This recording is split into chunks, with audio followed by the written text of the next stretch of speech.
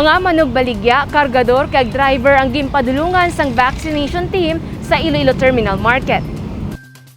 Time out anay sa pagbaligya ang market vendor nga si June De Leon. Nagpadulong ini sa vaccination site sa Iloilo Terminal Market kinasang aga agud magpabakuna.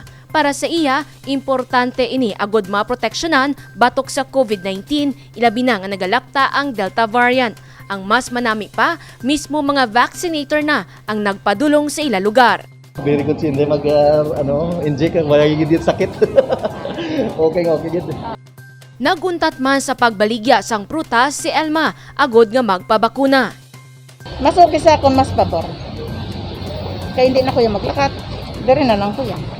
Ang kargador nga si Leo, kagang manugbaligya nga si Salvador, nagapati, importante nga mangin bakunado. Dako man nga bagay nga gindala sang Iloilo City Government ang vaccination sa merkado publiko.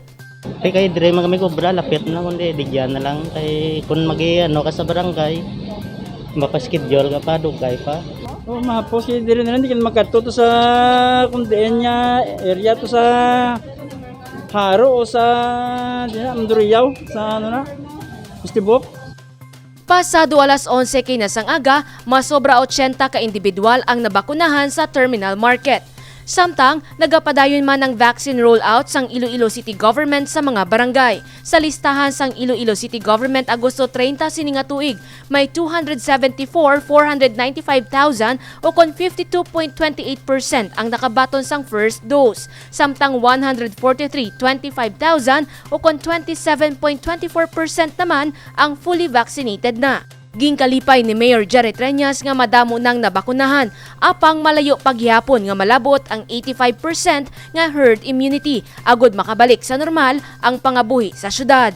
We are very happy but amo na siling nila kung sa community transmission ng Delta kuno 85% gid kinahanglan, so we still have 55% to go before we give everyone protection. In the meantime, sige, untagit. Sa Lunes, pagabuksan naman ang walk-in vaccination para sa mga residente sang Iloilo City. Target sang lokal nga panguluhan, mabakunahan batok COVID-19 ang 525,000 sang populasyon. Jennifer Garcia Hernandez para sa Level Up Patrol. Alkalde ginpirmahan ang Executive Order 87 tuhoy sa pagpatuman sang surgical lockdown sa 14 ka mga lugar sa syudad sang Iloilo. Nagapadayon ang pagsaka sang COVID-19 cases sa syudad sang Iloilo. Kahapon, Setyembre 2, may kapin 174 ka mga individual ang nagpositibo sa COVID-19 virus. Lakip na diri ang 3 nga apor, isa ka reinfection kag isa nga napatay. Natukiban man sang lokal nga panguluhan nga may clustering na sang COVID cases sa pila ka mga lugar sa syudad. Gani gilayon nga ginpirmahan ni Mayor Jerry Treñas ang Executive Order 87 nga pagpatuman sang surgical lockdown sa 14 ka mga lugar sa syudad. Iniamo ang Barangay Tabuksuba, Quintin Salas, Kamalig, MV Hetchanova, Kubay, Balabago kag Kwartero sa Haro, Barangay Kaingin kag Baldoza sa La Paz, Barangay Punong Lapuz kag Lapuz Norte, Barangay Oñate de Leon kag PHHC sa Mandurriaw, Barangay Taal sa Molo kag Quezon Land Heights sa distrito sang Arevalo. 72 ka oras nga ipaydalom sa lockdown ng ini nga mga lugar. Kag kahapon alas 6 sang gabi, nag-epekto ang pagpatuman sini nga magalawig tubtub Setyembre 5, alas 5:59 sang hapon. Ginapapreparar ko, may isa ito nakitaan kita nga clustering. Daw duwa na to ka balay. Isa man sa mga rason sa pagpatuman sang surgical lockdown, among madasig nga paglaptas ang COVID-19 virus sa komunidad, kag nagapati ang lokal nga panguluhan nga may community transmission na sang Delta variant. Apang ginpasiguro sang alkalde nga maghahatag ini sang food assistance sa mga lugar nga apektado sang nasambit nga lockdown. We will give them food assistance. Matag kita pagkaon sa ila, bugas, kag iban pa. Nagahinyo ang alkalde sang kooperasyon kag pagintindi sang tanan, agud mas madasig nga matapna ang halit nga epekto sang COVID-19 sa syudad sang Iloilo. Divine Singh para sa Level Up Patrol. Isa ka Ilonggo nagdala sang kadalagaan sa pungsod Pilipinas, kampiyon sa International Virtual Public Speaking Competition. Halos hindi makapati si Sandro Silverio nga makuha sini ang kampyonato sa ginpatigayon nga JCI Asia Pacific Virtual Public Speaking Competition sa nakaligad nga bulan sang Agosto. Iya ginpabilib ang mga hurado sa pagsabat sa on-the-spot nga mga palamangkutanon. It still feels surreal, no? Parang hindi pa nagsisink in that you won an international contest.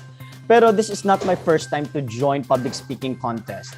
Way back in college, I used to join like extemporaneous speaking, oration, and the like.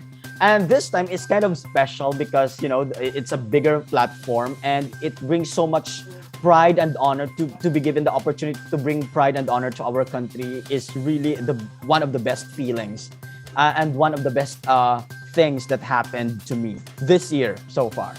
Ginpahayag ni Sandro, hindi nangin mahapos ang iyang mga inagyan, apang nagpursige ini. Ang mga pagpanghangkat sa kabuhi ang nangin inspirasyon sini sa pagsabat sa mga palamangkutanon. One thing as well, aside from the time management, is the circumstance. Was the circumstance that I encountered. Like, I got sick, Ma'am Dane, a night or a few hours before the competition. And it was really a challenging moment for me.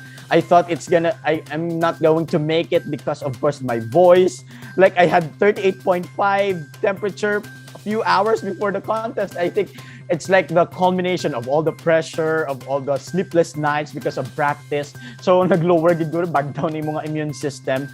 So, however, I just need to maintain that mental fortitude that I'm here already. I'm here. I got this. Iya man ginpasalamatan ang mga nagbulig sa iya, agud malabot ang kadalagan. Thank you is an understatement, Ma'am Dane. Like, I could not make it without these people who really helped me and guided me. Like, for example, kay Nong Jemwell. Nong Jemwell is a professor of West Visayas State University. He really helped me craft those masterpieces. He's really good. Like, we were just brainstorming every night to just, I'm just telling him all my thoughts about the topic. So this is the things that I want to happen in my piece. And he just turned all my thoughts, all my perspective into words. And I think I couldn't thank Nong Jemel for that.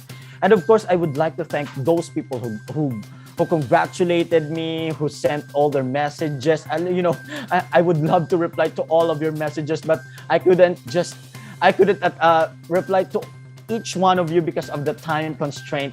However, I want you to know that all of your messages are appreciated. And I would like also to thank my Regatta family, the JCI Philippines community, who really helped me with this one, like who gave moral support, financial support, and the team as well. Ang team ko gid ang core gid bala sang JCI Regatta nga nagpangamot gid siya sa competition. Thank you everyone. Si Sandro ang naggraduar nga summa cum laude sa West Visayas State University. Sa subong, siya ang propesor sa Philippine Science High School. Aktibo man ini sa mga hilikoton sa simbahan. Dane Raffles para sa Level Up Patrol.